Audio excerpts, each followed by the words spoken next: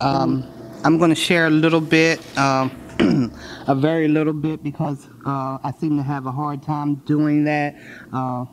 Have had a hard time doing that within the past almost 10 years that I've been clean. And then I'll turn it over to Michelle, who will hopefully help me out a lot, as well as yourselves, with keeping the focus. And I said, when Jim called me and asked me to do this, my first reaction, I tried every which way I could to get out of it. Because those of you who know me know I don't really like large groups. I do better one-on-one, and a lot of that has to do with I don't want people to know who I really am. And when he told me that another home group member of mine volunteered me, oh, I was too hot. Who told her? Like, I don't want to do this. And, he was just so nice. And finally I said, Benita, it's, you're trying to make some changes in your life. At almost 10 years clean, some changes that you think should have been made a long time ago, but I guess I'm where I need to be. So, it's important for you to do this. I have another workshop I have to chair at another convention next weekend, and it's one that I know a lot of people go to, and it's self-acceptance, and that's going to be a real hard one for me.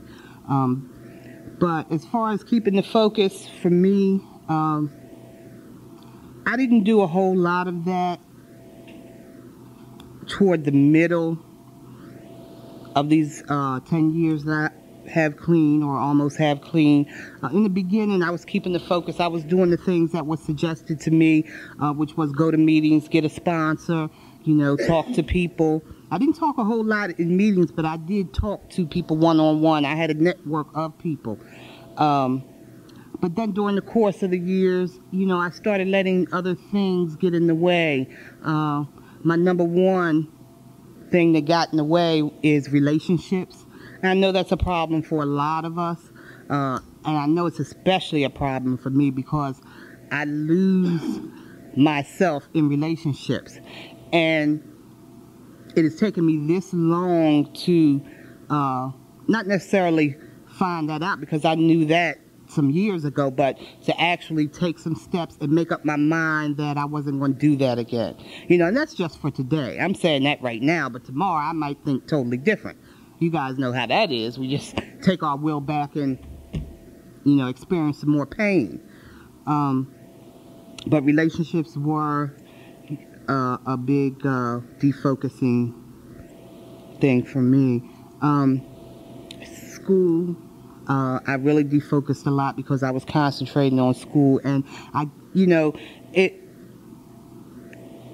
don't really look at that as all bad, because I did maintain meetings. I did go to meetings. I had someone open my home group that I had been opening for a number of years, but my priority was there. It wasn't staying clean. I wasn't calling my sponsor when I had problems. I was trying to deal with them myself. To this day, she tells me, Benita, you don't have to do this alone. And over the years, I had forgotten that. It's like I want to do this by myself. I don't want to ask for any help. There's nobody out there that can help me with this but me. Forgetting about my higher power, forgetting about the people in the program, and consequently, I experienced a lot of pain through that. I don't want to say unnecessary pain, because through pain comes growth. It just took me a long time to get there. I don't know. For me, I think the thing that has held me together the most was the fact that I never stopped doing some type of service, no matter what. When I was in a relationship and it went bad, and I maybe wouldn't go to any other meetings, but I would go and open the home group that I had committed to go to open. I still had a network of people that I would call and talk to. I wouldn't push people out of my life. Granted, I didn't call them a whole lot, but I did call them. And I did try to socialize, fellowship. And that, I believe, is what's kept me clean, along with, my higher power looking down on me, and my prayers, because that's all I had for a good while. I don't know. Sometimes I look back, and I wonder how I did it, because I've been on the brink, on the line, and it was a 15-year-old boy, my son, who took me to that. I mean, all the failed relationships, everything. I mean, I've had some things done. I don't want to say done to me like I've been victimized, but I've had some things, experienced some things in my recovery that, brought me really down. But my son took me through a lot at a point in my recovery to where I really thought I was going to use, and I wanted to use really bad. And, I talked to people about it, and they helped me out with it, and I got through it. And, for a while, I would focus on revenge, because I have a lot of anger about, my son hasn't been really in my life for over 10 years, and, it's partly my fault and his dad's fault, and not, I don't want to put blames, but it's a whole big deal along with it, and he hasn't been in my life, and for a while I was focusing on that and trying to blame him, and for choosing his father over me and all this. And, finally I had to say to myself, Benita, you can only do what you can do, continue to try to be the best person you can be, the best recovering addict that you can be, and everything else will fall into place. And that's what I've learned since being clean, is that when I let it flow, so to speak, that everything falls into place. It may not do it at the time I wanted to do it, and it may not do it the way I want it to be done, and that's my higher power stepping in, especially with relationships, relationships that I've been in knowing that they weren't healthy, but staying there for that instant gratification, or that need to be loved, all those things we go through. Higher power, he's, okay, Benita, you're not going to do anything about this? Okay, we'll do something. And 9 times out of 10, it's something I don't like and feel as though I've been victimized, and, but after, could be a day, a month, several months, I realized that it was for the best, that, man, higher power got me out of this. I mean, I've experienced some pain, and what that lets me know is that I need to do some footwork, I need to make some changes when I see those signals come up, and that's what I've learned today, So, as far as keeping the focus, there's periods, like I said, there have been periods in my times when the focus was not all there, and by the grace of my higher power, I've managed to stay clean through them, and it's only through the people in the fellowship, through service, through me getting in touch with my sponsor, not just saying I have a sponsor in name, but actually talking to her, and letting her know what's going on with me. And, that's how I've stayed clean. And thanks for letting me share. And I'll turn it over to Michelle. And I hope...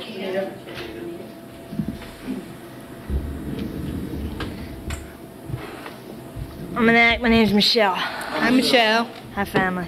I'd like to thank my higher power for helping me stay clean for another day.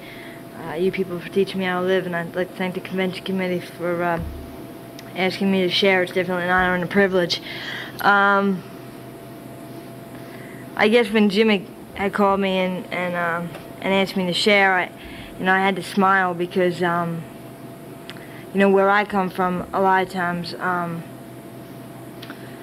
being one of the people in the meetings with the most amount of time, I'm usually like odd man out. It's and a lot of times, in the meetings, a lot of times I see where the disease has an upper hand, and and it's imperative for me in my life today to not only reach out to the newcomer, but to also reach out to people that have experienced the steps that I may be on, or the steps I've been through.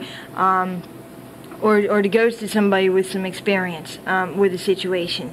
You know, I remember when I first got clean, I was pretty young. I was 17, and I had hit a pretty hard bottom, and my first introduction to the word addict came when I was in treatment, and the woman said to me, "Do you know why you used?"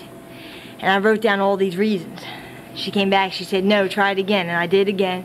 She came back and she said, "No." She said, "Do you want me to tell you?" I said, "Yeah, that would be nice."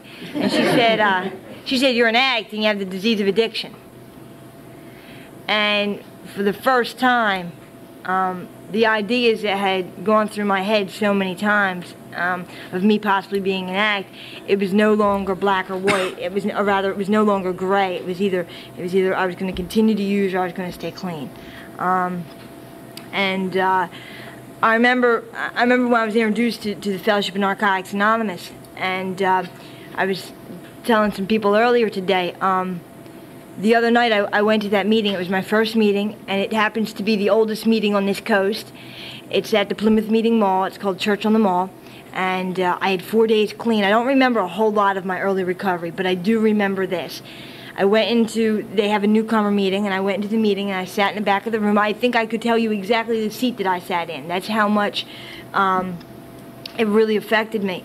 And I sat there, and we went around the room, and we all shared our first name and how long we had clean. And I just remember saying, you know, I'm Michelle and I have 4 days.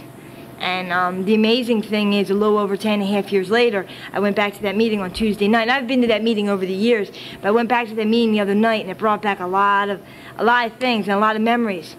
And I walked into the meeting, and I saw a lot of people that either were here when I first got here, or that got clean right around the time that I got clean. And all but one of them had relapsed. And you know, through meeting people that you were, you know, once in recovery with, maybe in a different area or a different region, and you meet them again, and old, like, names start to come up. And the sad thing about it is that, you know, with the disease of addiction, because of the fact that, you know, it doesn't discriminate, and it really has no boundaries. Unfortunately, I've been to too many funerals, and unfortunately, a lot of people that were around when I first got clean or helped me get clean are not around anymore. And oftentimes, I look at that and I wonder, and in a very odd way, that gives me strength. There's a gentleman who helped get me clean, who helped in my early recovery, and he taught me a lot about the basic text. He taught me a lot about recovery. And we used to sit at his kitchen table, and he had, I don't know, he had some time. He had 13, 14 years, I believe it was at the time. He was God to me, and he stood on a pedestal. And he would sit at the kitchen table, and he'd pound on the table, and he'd scream about the basic text and about NA, and we'd be drinking hazelnut coffee, and I'd be up for 2 days, and I just continued to go back, and I continued to learn more and more. And he started a meeting in his neighborhood, and he asked me to come in and help chair the meeting, and I went there every night faithfully at 5 o'clock to help set up the meeting and clean away the ashtrays. And this is a person that can't get a day clean today, that's dying, you know. And he calls me today. He calls me for things like a sandwich, pack of cigarettes, and this is a gentleman who made such an impact in my early recovery that you know, I won't go down there. I won't give him money. I won't give him anything that he can cop with, but I will go down and take him a sandwich or a pack of cigarettes or a soda or whatever. And every time he calls me, it's a different story about why he can't stay clean for that week. You know, something that comes to mind is when we're in the rooms of Narcotics Anonymous and we're sharing clean and we're out there living dirty. Living dirty is eventually going to win out most of the time, and we're going to use again. I was having a conversation with a gentleman last night, and we were talking about the disease of addiction, and he was asking me what I felt that, like, the disease of addiction was, and I said, you know, well, I'm an addict, and you know, there's a lot of things that make up the disease of addiction. The core of it, of course, is self-centeredness, but just the fact that I can be addicted to anything that makes me feel good, and the fact that I have the ability to use the shit out of anything and attempt to satisfy my inner gnawing in order to try to fix myself. And I went through those struggles for a lot in my early recovery through the years, and I continued to hit bottom after bottom after bottom. I started realizing that this wasn't so much a program about coming into rooms and raising my hand and sounding good. It was about what was I going to do the other 22 and a half hours out there. How was I going to live my life out there? And oftentimes in my life today, it's, you know, when the shit hits the fan, how am I living? You know, when something goes down in my life that I really don't want to accept. Nobody said that, you know, just because I accepted something that I had to like it. You know, I've had to accept many things in my recovery over the years that I didn't necessarily like. All those funerals I went to, I've lost lovers, I've lost, you know, jobs, I've been hurt. You know, there's been a lot of things in my I've been sick. There's been a lot of things in my recovery that if I had chosen, and that's where the complication comes in, because if I had chosen, and then at that moment in time, I'm forgetting who really has the master plan, and it's surely not me. But as I look back over the years, each one of those things happened in my life right when it was supposed to happen. And it all led up to something bigger and better. And oftentimes when I was in the midst of it, I couldn't see that. And oftentimes today, when I think back, I think about all the things that I've experienced in my recovery, good, bad, or indifferent, and the chain of growth that I experienced going through it and not using. There's a few things that I've done from the get. One of them is make meetings. I still make meetings on a regular basis. I still have a sponsor. I still stay connected. I go to meetings, I put my hand up and I talk about the real deal. You know, and I believe, and a big key of it is being honest. It really, truly is. Because if I'm out there, like I said earlier, you know, living dirty, it's eventually going to catch up to me. And I'm not going to tell you that I'm a saint, because I'm not. I've eaten more junk food and more sugar since I got in my truck yesterday on the way to come here than I've probably eaten in the last 3 months. But yet I know that Monday, when I go on the field to play baseball, it's all going to catch up to me. And I know that I'm going to be feeling it. I already am feeling it. My body's like, what the hell did you put inside of me? You know, I've been eating a lot of salads and a lot of fruit, and, you know, and drinking a lot of Gatorade and water, and I've really been doing good. Well, I have not stopped eating junk. And, you know, and that's just, you know, that's just one way of acting out for me.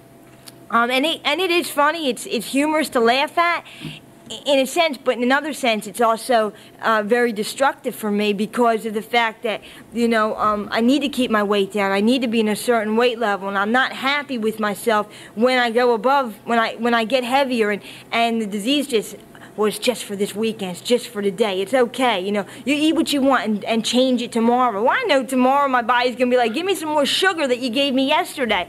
And the whole process, what I'm sharing that about, is because recovery doesn't just start and stop in the rooms here. And that was real important for me in my recovery, to realize that I need to take what I learned in here and take it out there. And that's, I believe that that's an important factor of why I'm still clean today. You know, and when something's going on in my life, or when I'm doing something I shouldn't be doing, I need to tell on myself, because the disease says to me, ah, it's okay. You know, it's okay. Nobody needs to know, or you can get away with it for a little bit longer. You're really not hurting yourself.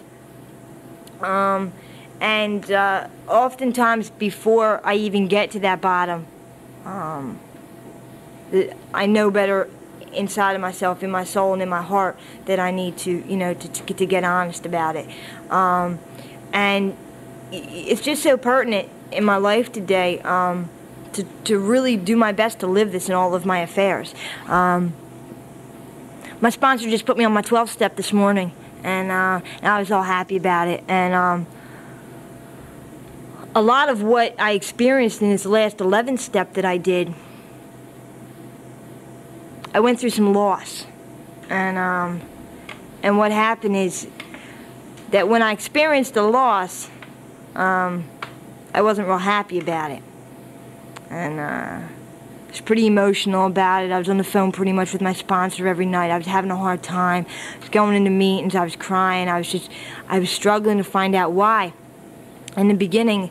And what happened was, through that loss, I stepped even closer to God. And that's what I believe this fellowship is about. And that's what I believe that these 12 steps are about. For me, and again, I hope I don't offend anybody. All I can do is share my own experience, strength, and hope. I can't share what anybody else's experience, strength, and hope is, because I'm not there. I'm right here. What I believe is that 12 steps are like a ladder. They're rungs. And I climb up them, and you know, maybe I jump down the other side and I climb up them again, I jump down the other side, I continue to go through this process. It's not I get to the 12th step and I'm graduating, I'm better, because the first step will probably have even more of a deeper meaning than that when I get on it.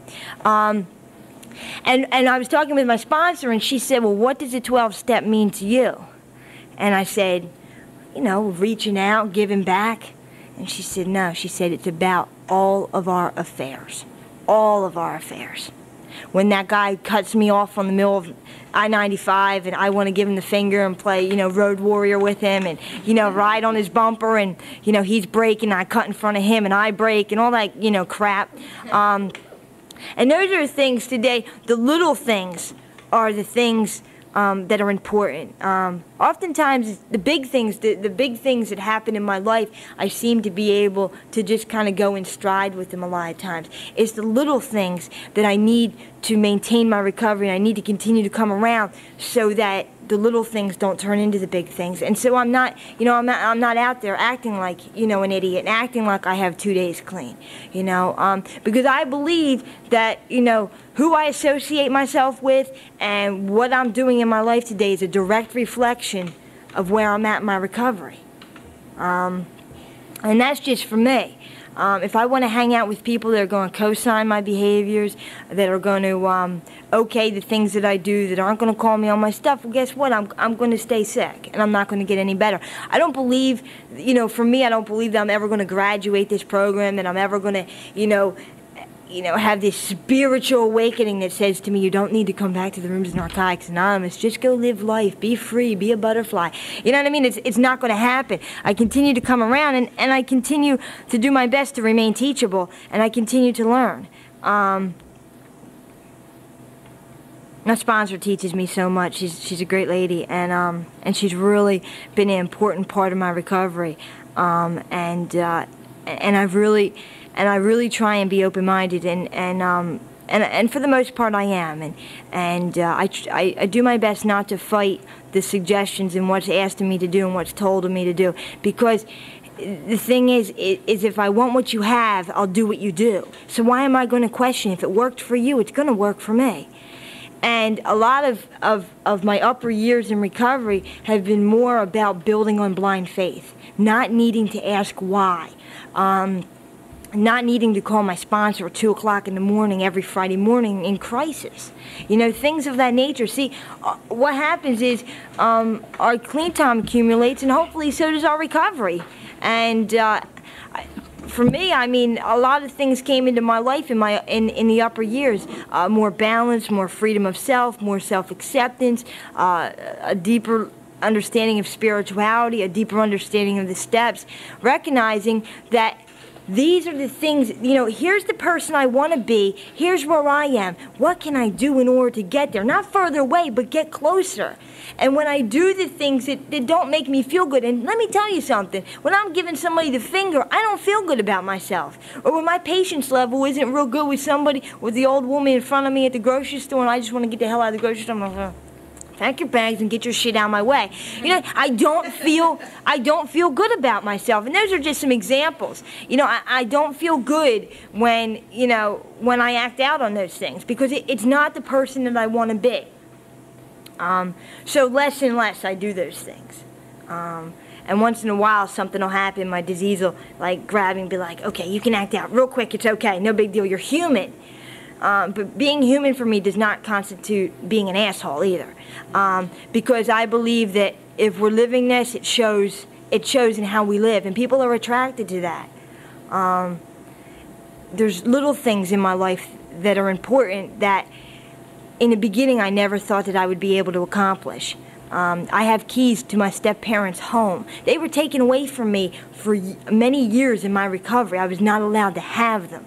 And I remember having a conversation with them at their dinner table, and they said, you know what? You've changed, and we've seen your life change. And whatever you're doing, just keep doing it. And I said, you know why I'm going to those meetings? Well, I don't understand why you need to keep going to those meetings. Don't you have this? And I continuously think, you know, they're where they're at, I'm where I'm at. I know the real deal. And, you know, and the things about, you know, because they got tired of me pawning their accessories to their home. They got tired of me pilfering through her pocketbook. They got tired of me, you know, doing all of these things and creating insanity in their lives. And they got sick and tired of being sick and tired.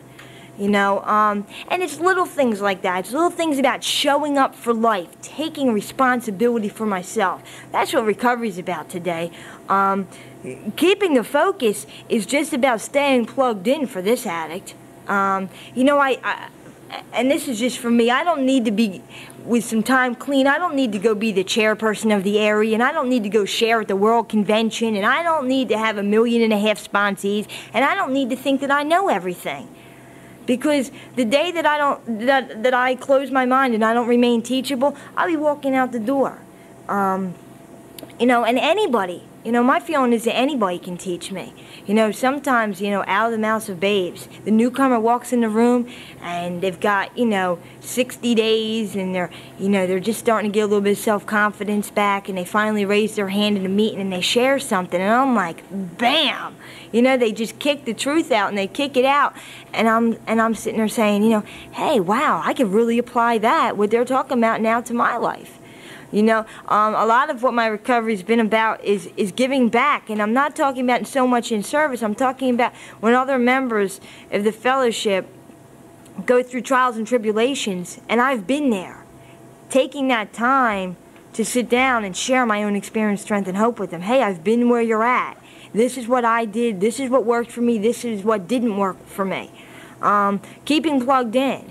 You know, it's nice to see that there's some people in this meeting. And that's, you know, that's not about ego, about how many people are at the meeting listening to me share. That's about the fact that people with time, a lot of times what happens is, you know, they get lives and they get married and they get houses and they get the white picket fence and they get the job opportunities, and, you know, and the crisis isn't all there. I remember when I first got clean, it was like, oh my God, the weekend's here. I have to sit in a meeting 24/7 and clutching onto the chair, sitting on my hands, hoping that I just didn't go cop and use.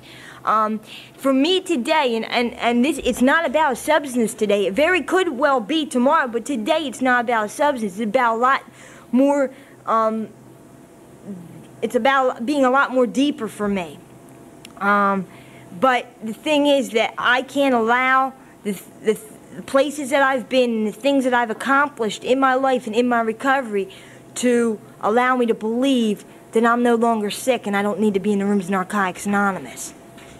You know, and that's unfortunately what I see happen a lot of times. People will get married, or they'll get houses, or, you know, they'll move away, or they'll get in a relationship. She was talking about that. I've been there.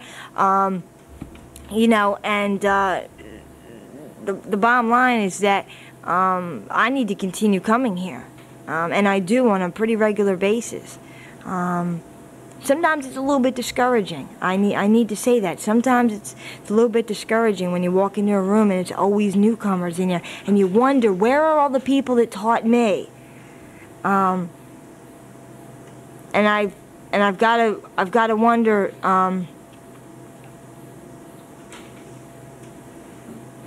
Where that line breaks down at the point where people think that, you know, I've got enough clean time. What's enough clean time? What's enough recovery? You know, if I had cancer, I wouldn't stop going and getting my chemotherapy treatments. I would go as long as the doctor told me to go. Well, guess what? I still have this disease. I still have the ability to act out. I still do act out sometimes. I have shortcomings. Well, actually, I have defects of character. The shortcoming is the acting out of the defect. I still act out sometimes. And the thing is that the keeping keeping the focus, again, it's just about keeping plugged in. Being grateful for how far I've come, but never forgetting where I came from. You know, because my disease has the ability to put me up here or down here.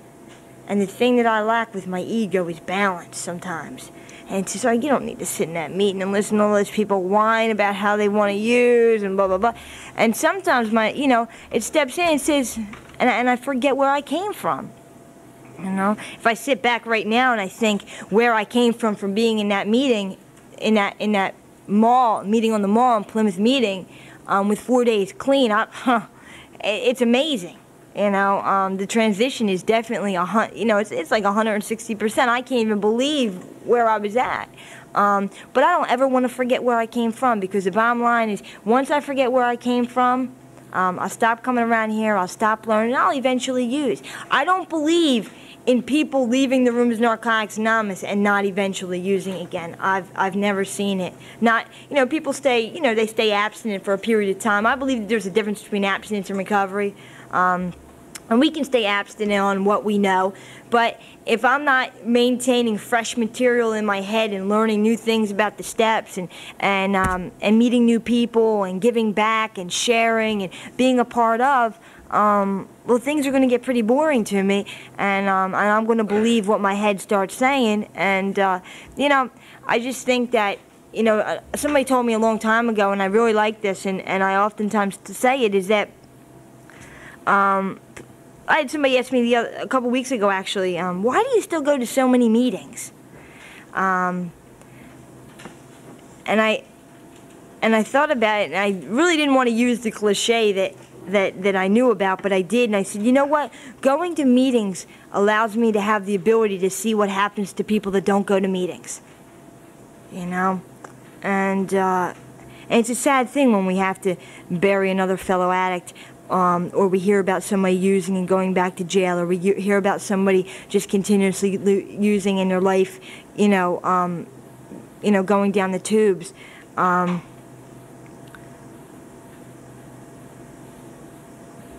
But the bottom line is that I don't want to be that person, and that's why I believe it's real pertinent for me to maintain my recovery and do the things that I did when I had 4 days clean, or 15 days clean, or 6 months, or 6 years. And I believe that that's why I'm still clean. I didn't read any book that nobody else didn't read. I don't take a magic pill in the morning to help me stay clean. I participate in my recovery on a daily basis. I hit my knees, I pray, I talk to my sponsor, I go to meetings, I share, I give back, and most of all, what recovery is really about is living it out there. Because the last 10th and 11th step that I did, I really learned a whole lot about, like, lining my ducks up. Like, I do have a life today. I have a lot of great things in my life today. And I don't need to be in meetings 24/7 anymore. I don't clutch onto the chair. I don't think about using. I don't, have obsessions to go to the mall and spend $2,000 on clothes. Or, I don't have the obsession to eat a gallon of Chunky Monkey ice cream on most given days. All of these things in order to fix myself. Most given days I don't have, I don't think about that stuff. I think about, okay, breathe deeply and let's take this situation for what it really is. So I didn't close that account today, or so the check didn't come in the mail today, or so my customer's being a jerk off. So what? How important is it compared to the realm of life? Next year at this time, is it really going to matter? I don't know, that check wasn't in the mail on the day that I expected it to be there. How important is it really? I bought this book. I bought this really, really great book. And I bought it about, I don't know, a month and a half, 2 months ago, and I hope I don't misquote the title. I think it's, now I forget. What is it? Don't sweat the little things, and everything's little. And in the book it talks about, take time out of the day to hold the door open for the woman or man behind you. If you're driving through a parking lot and you want that space, let the little old lady pull in and you walk 15 extra feet. Do something nice for somebody and don't be recognized. go in and sit in nature and enjoy it. Things like that. And I believe that once that as long as I continually maintain the spirituality part of my program, that I keep in tune and I keep in focus. And for me, it's just about knowing where I came from and knowing what this fellowship has done for me. And I could never repay this fellowship. All the people that have taught me, all the things I've learned, as far as I've come. And you know what? The bottom line is, if I go home tomorrow and the truck breaks down and I lose my business and the house is gone, I hope my kitties would be okay, and everything was gone, you know what? I'd go live on a cot at the Salvation Army, or I'd go to a friend's house and I'd start all over again. And that's what keeping the focus is about for me. It's about no matter what happens in my life, not letting that situation rock my world to the fact that I'm down, on the alley copping a bag of dope in a set of works or whatever it may be, and using. There's a million excuses I'm sure I could find. I could sit here and make up a million excuses to maybe go use, but there's not one good reason. There really, really isn't. I wouldn't trade what I have today for anything, for all the money in the world. I really, really wouldn't, although that would be nice. But oftentimes when I look back, I'm right where I need to be, right at the time I need to be there. But when I was going through it, it seemed like, the most painful thing in the world. And when I get to the other side, or when I'm part of the way through it, I say, okay, God, what's your plan for me? I don't need to control this. I don't want to fix this. I don't want to live in that negativity. I don't want to think that your way doesn't work, because I know it has. I come in the room with Narcotics Anonymous. There's 50 addicts sitting there. Of course it works. We didn't all get there because we had a problem with milk and cookies, and we were sitting in our rooms like thinking about how life could get better, and it didn't happen through osmosis. You know what I mean? I believe that we're on the path for a reason. We may all have paid different tolls, but we're all on the same path. People may think a different way than I do. People may believe a different way than I do. People may do their own recovery the way they do it. And all I can ever share with somebody is my own experience, strength, and hope. And I'm more than willing at any hour of the day, any day of the week, to share, what I've so freely been given. And the three best things, I share this every time I share, I'm at a meeting or whatever. The three best things that I can do for myself on a daily basis is give myself a break, compare myself to myself, be grateful for how far I've come, but never forget where I came from. And with those three simple things, I'm on track. I don't need to compare my insides to anybody's outsides, or anybody's outsides to my insides. I'll always come up short, because God's got a different plan for me than He does for you, and that's just how it is. My biggest defects, the last time I went through the steps, the 6 and 7 step, was entitlement, believing that I deserved to be somewhere where I wasn't, and it really kicked my ass. And I became judgmental. I became like, I don't need to be there. I don't need to do this. I don't need to do that. I'm tired of doing this every day. And you know what? I lost focus, and it caused me pain. Well, guess what? I don't need pain to motivate me in my life today. I don't want pain to motivate me in my life today. So the more I come around here and the more I stay plugged in and focused, the less pain I'm in. And it's just how it is in my recovery. I have a real great support system. I have a fantastic sponsor. I have a great relationship with my higher power, and I do the best to be the best person I can possibly be today. And I truly believe that that's all God wants me to do, is be the best person I can be on any given day, not hurt myself and or anybody else. Never forget where I came from. Be grateful for how far I've come. I may not be here tomorrow, but if I passed away today, I'll tell you what, I would be glad for everything I've been through. I hope I don't pass away tomorrow, but I got a lot of things that I want to do in life. Recovery has taught me a lot about living. That's the most important thing, is that I've learned to grow up, not only physically because I came in here young, but I've learned to grow up a lot in the rooms of Narcotics Anonymous over the years. And I've learned that recovery is about taking personal responsibility for yourself and for your actions. And the only thing that belong to me are my actions and my behaviors, truly. Now they can either be negative or they can be positive. For this addict, the more I stay plugged in, the more I stay connected, the more meetings I make, the more focused on recovery I am, the more positive they are. Because the disease is to me, is like the devil. and it only wants to bring me down. And I get a lot of strength, you know, and it's nice to come to a convention, kick back, relax. I grew up in the Poconos, and sometimes I forget what it was like to grow up, and I was over there and I was sitting on the dock and I was feeding popcorn to the ducks, and they were all over the place and they were nuts. And I was talking to a good friend of mine, she's my sponsee sister, and we were just feeding popcorn to the ducks, and we were laughing and we were joking around, and that's what recovery's about. You know what I mean? It's not about materialistic things. It's not about, you know, what am I going to get tomorrow? How am I going to scheme to get this or get that? It's about the simple things. And that's, to me, that just shows, you know, the growth in my life. And that's only through continuously coming around the rooms. You know, and I pray for my friends, and I pray for that guy that helped get me clean every day. You know, and I hope that God will see fit to bring him back in the rooms. But, you know, they talk about the first time as a gift, and any time after that, it's a lot of hard work. And I haven't experienced that, and I don't want to. You know, and I'm real grateful for that. I've experienced the relapses with, like, going to the mall and shopping, spending money I didn't have, and, you know, sexually acting out and eating food and all kinds of stuff. And you know, and that brought me enough pain to hit a bottom and stop doing it. So I can't even imagine, you know, that's got to really, I would just imagine that would really, like, fuck up your high, you know what I mean? All this knowledge in your head, and, you know, and I just don't even want to experience, because I've seen people that have come back and they struggle. They've really struggled because they've got the knowledge, but they've woken up the monkey, and the monkey is stronger than ever, you know? It's real good to see people here. It's real good to see some time at this convention, you know?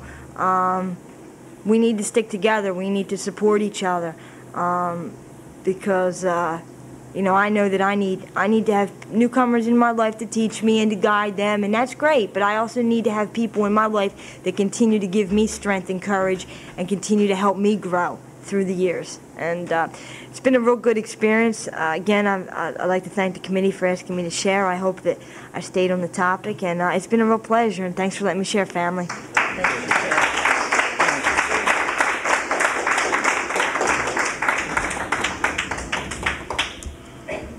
Thank you, Michelle. You had a really strong message, and I got a lot out of what you shared. I hope I can apply it in my life, as you said. We want to open it up now for sharing. I guess the topic is keeping the focus. Would anyone like to share? My name is Ken, and I'm an addict. Hi, Ken. And first, I'd like to thank my higher power for having the courage to come up here, though I don't want to. And I want to thank Michelle for her message. You know, when she was talking about, I couldn't wait till she was finished because I really wanted to share. And I know that when I do that, because she was sharing so many things that I was, like, identifying with, and I was like, I wanted to just raise my hand, you know. And I walked by and I seen her looking at the ducks, some other people, and you know, I emulated that. I wanted to go look at the ducks too, and it is about the simple things. And you know, I had the opportunity to share on keeping it simple yesterday, and those are the things that, you know, that you touched on. Everything that you touched on, I can identify with, even with the remaining teachable. You touched on that, and it's like, my son, I was telling somebody yesterday, my son, I was sitting at the couch, and I was relaxing after a long day of work, and I told him to give me the remote control. And he said, Daddy, it's not give me the remote control, it's may I have the remote control, please. And he's 3 years old now. So for him to say this, you know, my wife is teaching him that, and she's teaching me. You know what I mean? Through other people, you know, and you can't pick and choose who your help is going to come from. And, you know, it's those things that, you know, you talked about, I guess, wanting to live, you know, and when you talked about, one of the later things that you said was, you know, you don't want to die tomorrow, and that's the reason why that I come here, because if I come to these meetings and apply everything that you said, everything, you said it, you couldn't have said it better. If I apply those things, you know, I reduce the risk of not dying tomorrow, you know, and, you know, I just try to keep it as simple as possible. And when I looked at the program, when I seen it said Oldtimers in Recovery, I knew that that was the meeting that I was coming to. You know, only because you know, I only have half the clean time you have, but it doesn't matter. I can learn from you, and I need to emulate the people that have stayed around here and who have stayed, because I know a lot of people with 8 years clean. The last convention the convention before last that I went to, 8 years clean, and went out and died within like 3 months. You know, and I need to know how I stay around, because it wasn't long ago that I thought I was sociably acceptable and I thought I was okay, and I didn't want to come to meetings anymore. And it's like I get confused because I get this good job, and you know, and I'm on my way towards that white picket fence. I haven't even gotten a white picket fence yet, but I have credit now, you know what I mean? And I have, you know, a couple credit cards, you know, and I was talking about last night, you know, I get to choose what shoes I want to wear with outfit, you know what I mean? And I never had those choices before. And it's like I don't want to be that addict that doesn't come back around. You know what I mean? And just come and pick up a keychain every year. I don't want to be that person. I go to 2 or 3 meetings a week now. You know what I mean? And you know, there's some issues that I needed to work on. So I like you. And you know, there was a young lady that carried my bags to my room, helped me carry my bags to my room. You know, and it would have been 2 years ago that I would have had a motive for that. You know, if she would have did that, I would have thought that she liked me, or, you know, I'm all daddy, all that, you know, and you know, and that was just being a simple, kind person, you know, and you know, those little things are what recovery is all about for me. That's all I have. Thanks for sharing.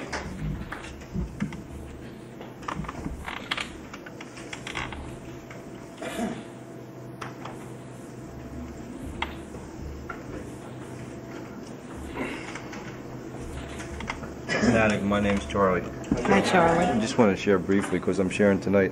One of the things I've learned over the years is I need to have a message carried to me before I think I can go carry one. And my vessel's kind of empty. You know, I can rip my shoulder up last Sunday. My motorcycle's home in the garage, and my wife's having fun with her hubby.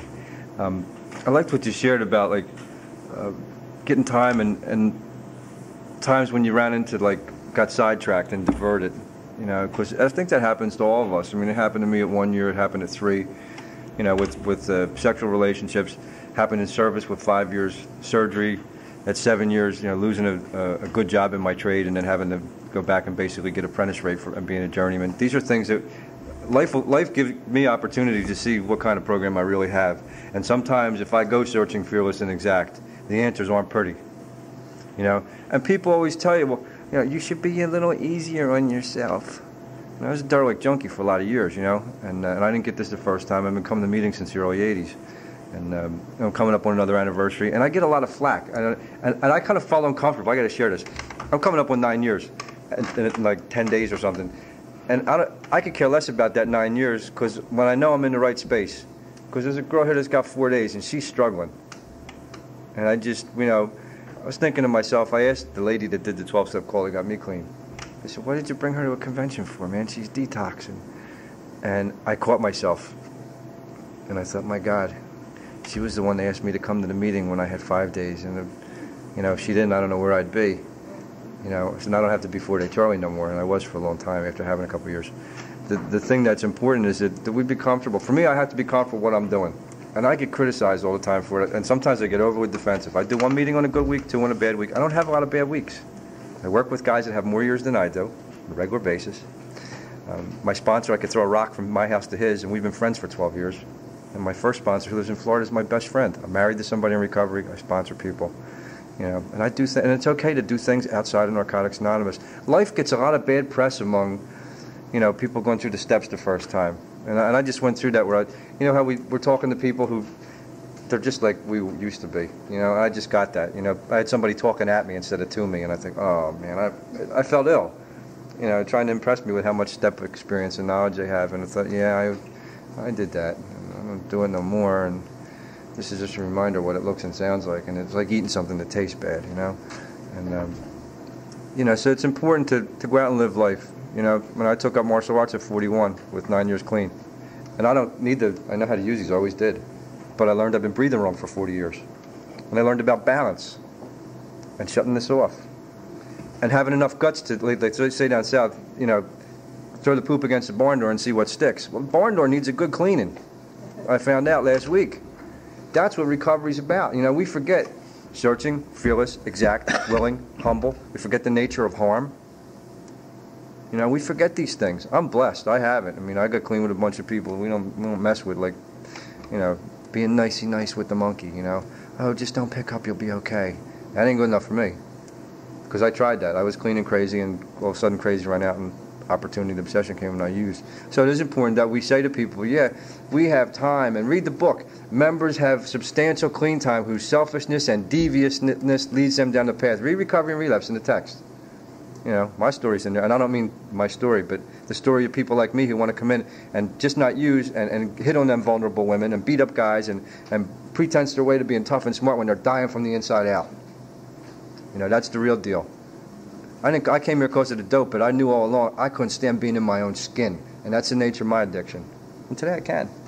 I ain't the best skin in town, but it's better than any one I've ever had, and I'm doing okay. And it's okay to say we're doing okay with a little time.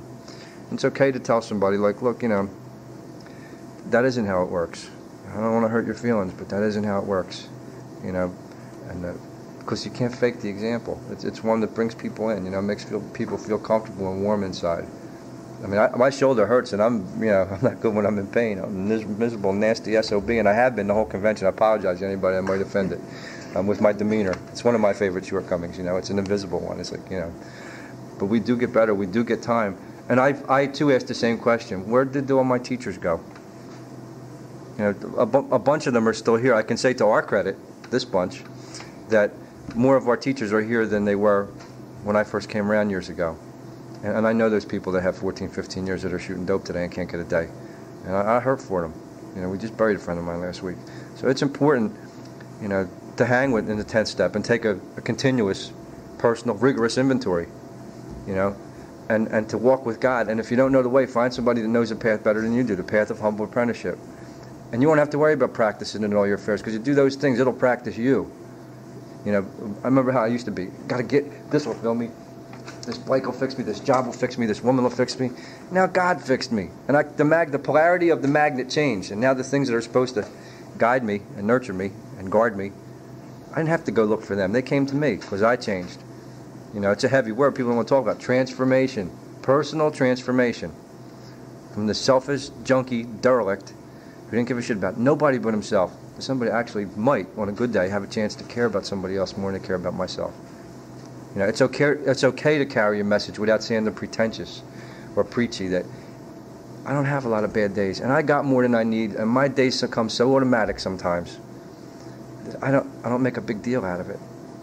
And if you need extra to get you through the day, I'll be there to the best of my ability. And if I can't, I'll find somebody that will. I think that's what we're supposed to be learning here. It isn't all about like being a parrot and regurgitating the text. You know, it's about letting the music ripple through our own souls and letting it come out. You know, that's what I've learned here. Michelle, I love you. I think you both did a great job. You know, we all hear too. The newcomer's the most important person. Yeah, but they're not the only person.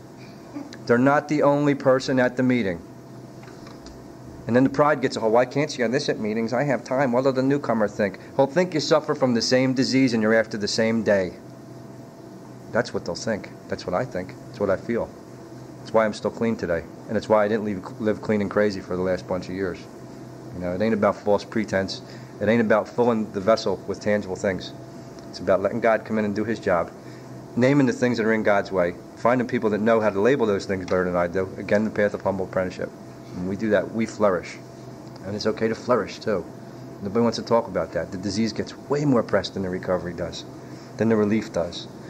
You know, we can survive here. And we can do well. That's all I have to share. Thank you. Thanks for sharing.